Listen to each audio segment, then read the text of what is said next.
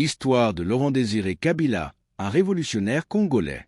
Laurent-Désiré Kabila, figure emblématique de l'histoire contemporaine de la République démocratique du Congo, RDC, reste une personnalité controversée dont la vie est marquée par des luttes armées, des exils prolongés et une accession au pouvoir inattendue. Né le 27 novembre 1939 à Jadotville, aujourd'hui Likasi, dans la province du Haut-Katanga, au cœur de l'ancien Congo belge, Kabila est issu d'une famille modeste. Son père appartenait à l'ethnie Luba, tandis que sa mère était d'origine Linda, deux groupes ethniques influents dans le sud-est du pays. Cette double ascendance ethnique a sans doute joué un rôle dans sa capacité à naviguer les complexités tribales de la politique congolaise point de son enfance. Kabila grandit dans un contexte colonial marqué par l'exploitation minière intensive du Katanga, riche en cuivre et en cobalt. Le Congo belge, sous la domination de la Belgique, était une colonie prospère mais inégalitaire où les indigènes étaient relégués à des rôles subalternes. Kabila, comme beaucoup de ses contemporains, a été témoin des injustices sociales et économiques qui ont alimenté les mouvements nationalistes naissants.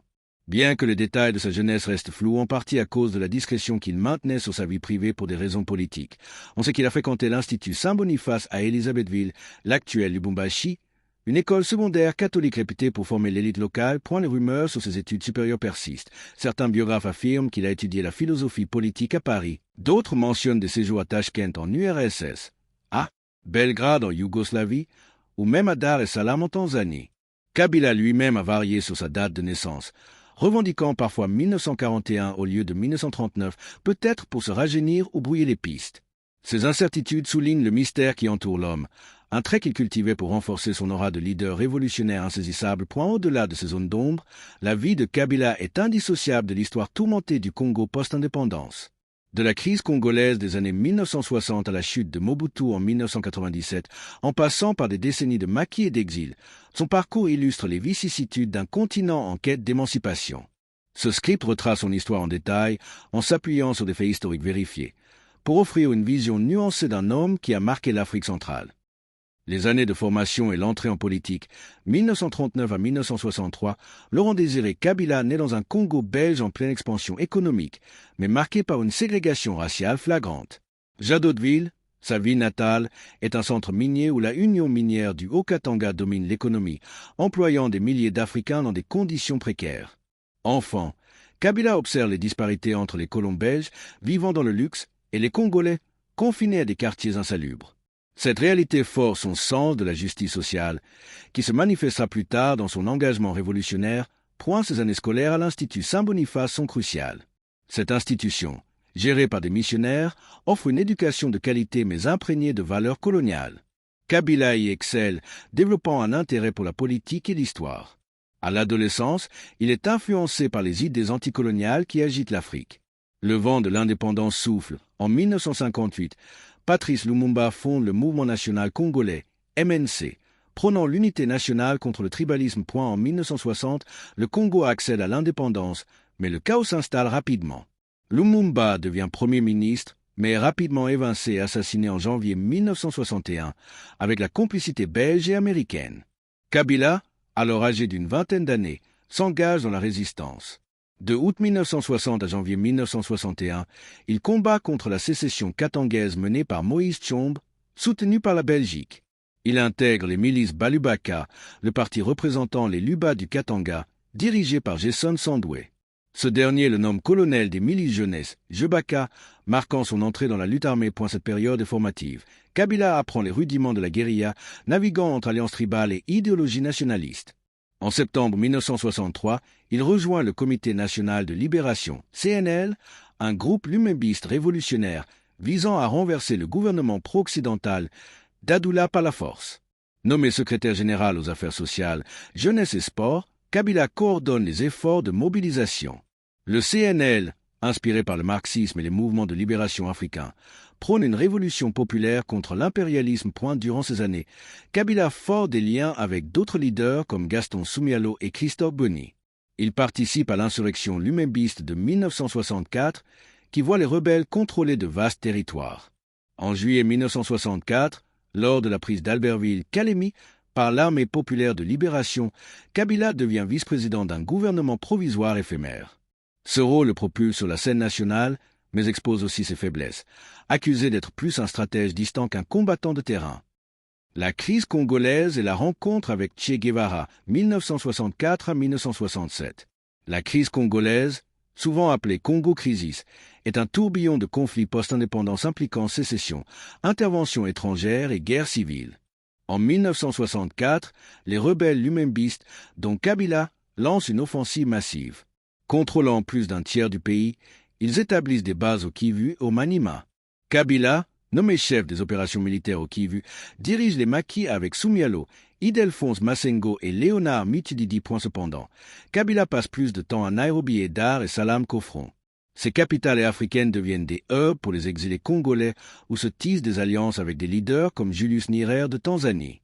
C'est à Dar es Salaam, en février 1965, que Kabila rencontre Ernesto Che Guevara, le révolutionnaire cubain venu soutenir les rebelles congolais. Guevara, impressionné initialement par Kabila, le décrit comme charismatique et engagé.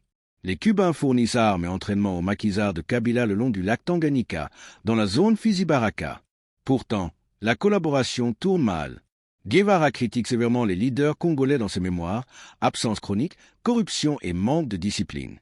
Kabila, en particulier, est accusé d'être un touriste révolutionnaire, préférant les hôtels de Dar es Salaam aux rigueurs du maquis. Les rebelles, plus impliqués dans le trafic d'ivoire et d'or que dans la lutte idéologique, déçoivent Guevara, qui quitte le Congo en novembre 1965. Malgré ses critiques, Kabila consolide son contrôle sur sa zone.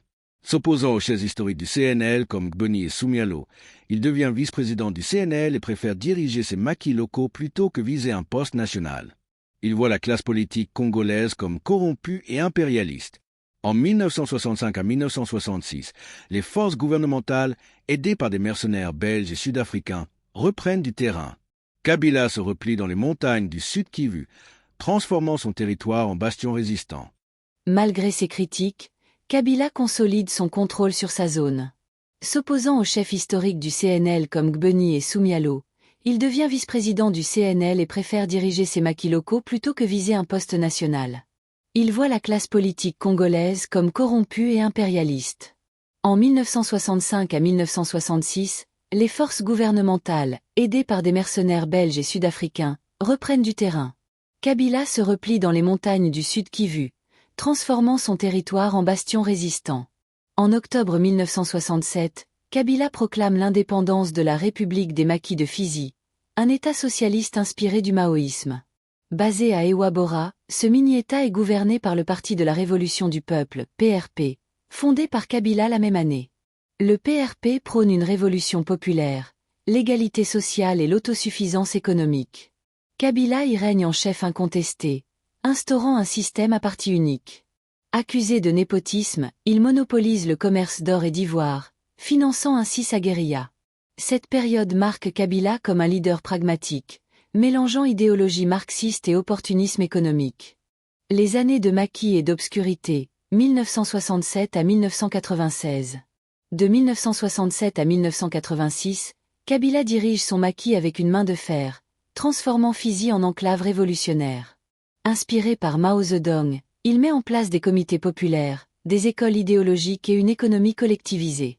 Les maquisards cultivent le sol, exploitent les mines artisanales et mènent des raids contre les forces de Mobutu Sese Seko, qui a pris le pouvoir en 1965 et rebaptisé le pays Zaïre en 1971. Cependant, la réalité est moins idyllique.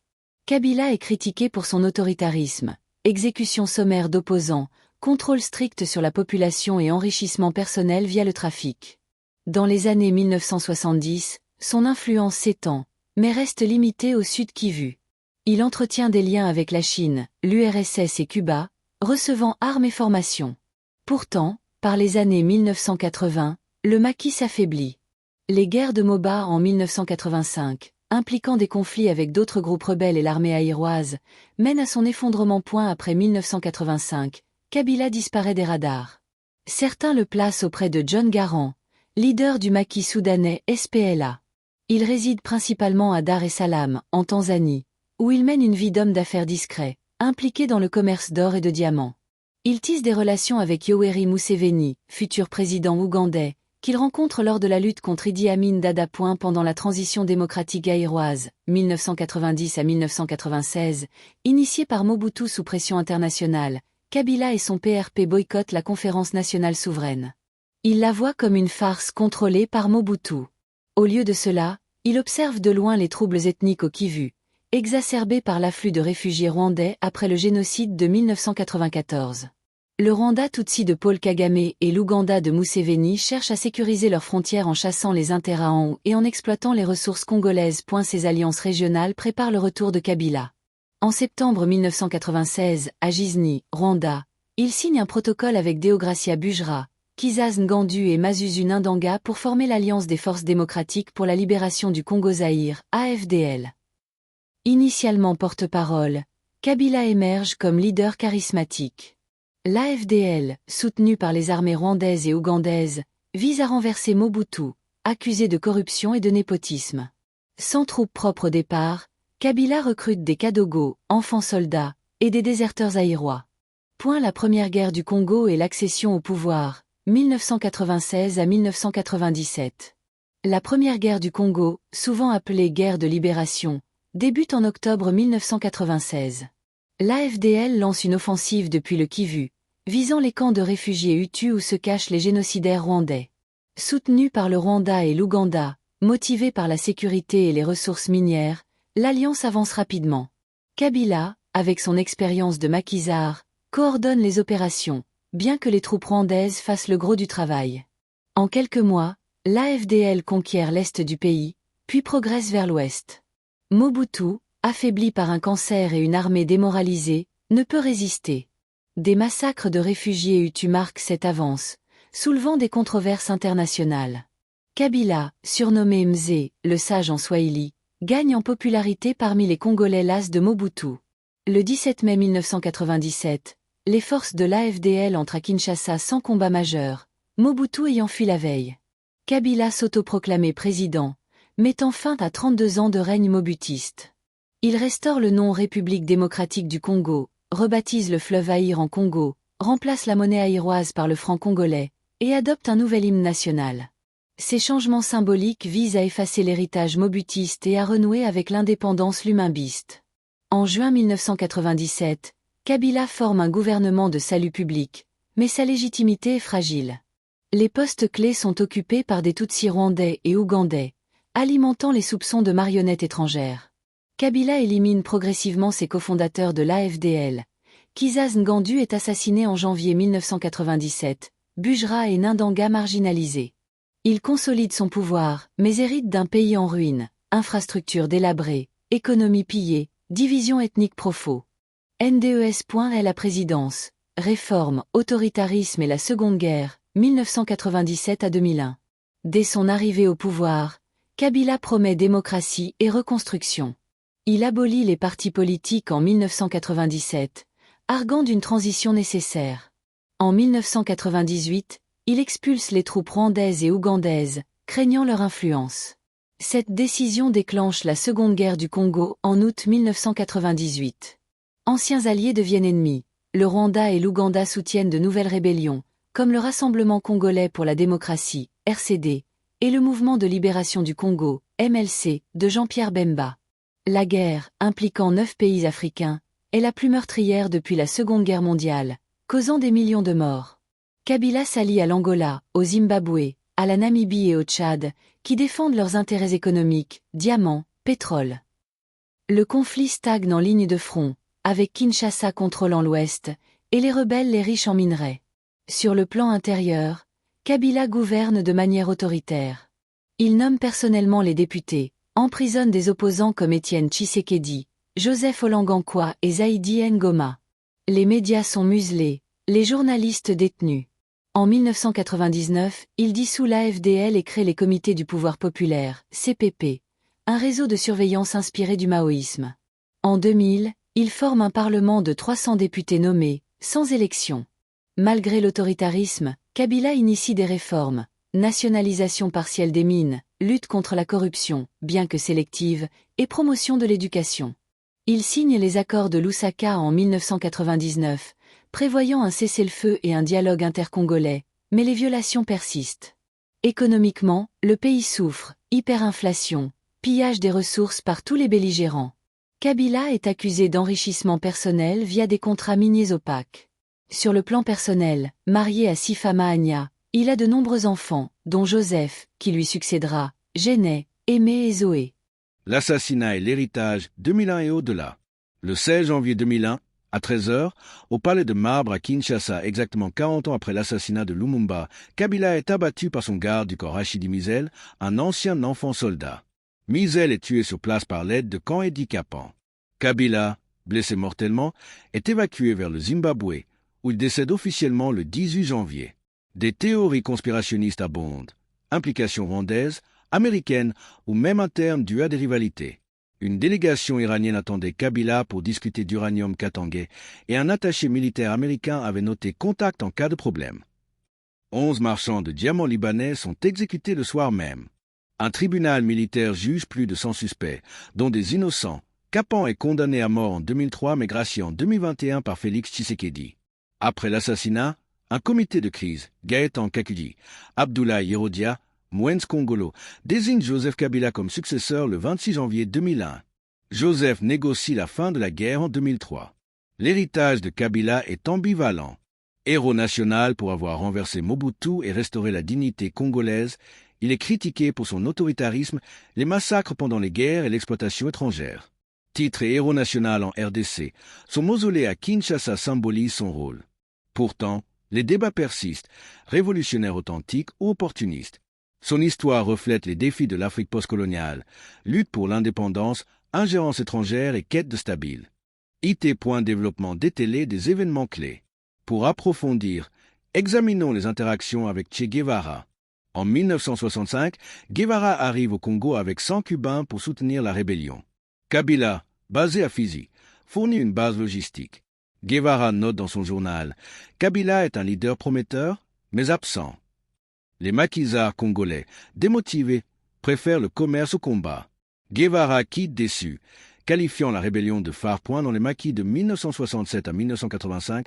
Kabila instaure un système éducatif idéologique, enseignant le marxisme aux enfants.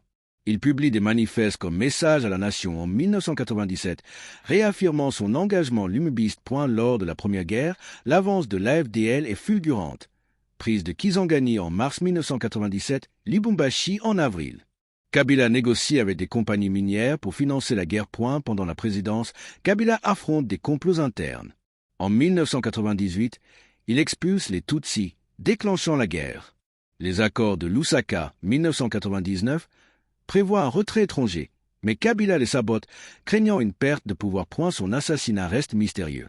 Des enquêtes suggèrent une conspiration impliquant Kapan et des officiers mécontents. Joseph Kabila, élevé en Tanzanie, hérite d'un pays en guerre. L'impact de Kabila sur la RDC est profonde. Il a ouvert la voie à une transition démocratique, mais à un coût humain énorme. Aujourd'hui, son fils Zoé est ministre, perpétuant la dynastie. Un Kabila est la question idéologique entre marxisme, nationalisme et pragmatisme. Contrairement à l'image d'un marxiste orthodoxe, Laurent-Désiré Kabila est avant tout un nationaliste radical pragmatique. Son usage du marxisme-léninisme, du maoïsme et du lumembisme relève davantage d'un outil de mobilisation que d'une doctrine rigide. Il adapte son discours selon les contextes, révolutionnaire dans les maquis, souverainiste à Kinshasa, réaliste dans les négociations minières. Cette flexibilité idéologique explique à la fois sa longévité politique et les accusations d'opportunisme dont il fait l'objet. Kabila croyait moins à une révolution mondiale qu'à une libération congolaise par tous les mots.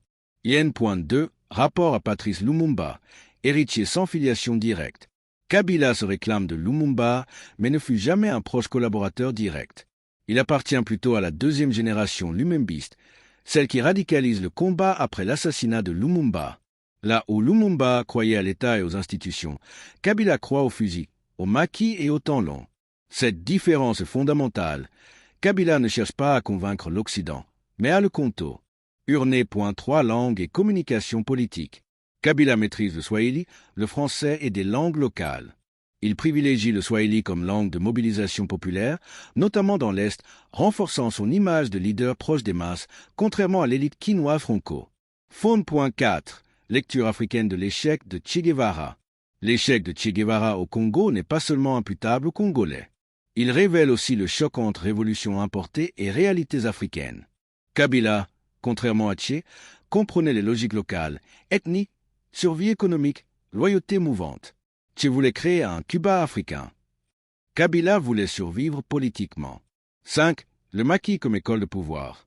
Les années de maquis forent chez Kabila une culture de secret, de méfiance et de centralisation absolue.